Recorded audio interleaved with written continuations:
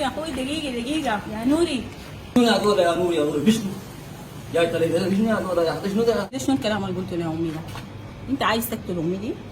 لفيت بنات الكون دي كلهم ما لقيت غير المرة المطلقة اللي عندها ولد دي عايز تتزوجها؟ ويا زول هوي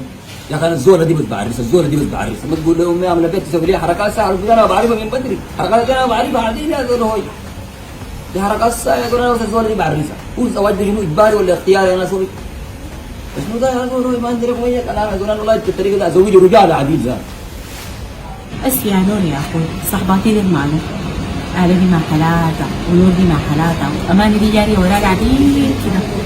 مدعبس لك واحدة منهم ما بينجوا معايا يا زول ده جانين صحابي ده كلهم جانين يا زول يا ما عليهم ولا يا زول انت خليت البنات دي كلها جاي تتزوج المرة المطلقة دي انا داري عنك انت المرة المطلقة دي جاي تتزوجها لشنو؟ اقول لك من الاخر انا اقول لك حاجه زول ده عريسه لشنو اول حاجه الزوله دي دلوقتي بتحبني شديد والحاجه الثانيه الزوله دي ما سودانيه الزوله دي اوروبيه والحاجه الثالثه الزوله دي بتاع 3 عمارات والحاجه الرابعه الزوله دي مجمع بتاع معرض بتاع سيارات ووفر لي في عيانه والله يا اخوان انا الزوله دي يعني بس كده